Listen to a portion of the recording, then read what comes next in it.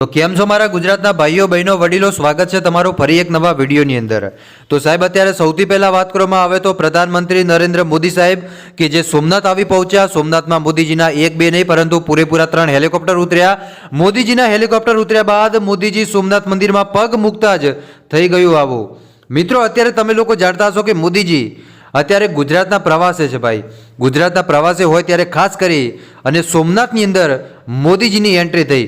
દર્શક મિત્રો, જ્યારે સોમનાથની અંદર મોદીજીની એન્ટ્રી થઈ ત્યારે ભલભલા લોકો થથરી ગયા, કેમ કે મોદીજી પોતે પણ ધ્રુજી ગયા કે સાહેબ જે બહેનોએ કર્યું હતું ને ભાઈ, જે આહિર બહેનો હતી એમને એક સાથે હજારોની સંખ્યામાં આહિર બહેનોએ એક જેવો રાસ કર્યો। આપણે આજકાલ એક બે લોકોને બનતું નથી, પણ ખરેખર આહિર સમાજની વાત ન થાય મિત્રો। એમની અંદર એટલો બધો હંપ ભાઈ કે તમે ન પૂછો વાત। એક સાથે મિત્રો હજારોની સંખ્યામાં બહેનો કે જે મહારાસ રમ્યો। આજકાલ તમને ખબર હશે મિત્રો કે બીજી સમાજની અંદર, હું કોઈ સમાજનું નામ નહીં લઉં, પણ સમાજની અંદર મિત્રો કેવું ચાલે તમને ખબર છે કે જે વહુ હોય ભાઈ એ એના પિતા જોડે ન રહે, અથવા એ જે વહુ છે એના સાસુ સસરા જોડે ન રહે, બરોબર।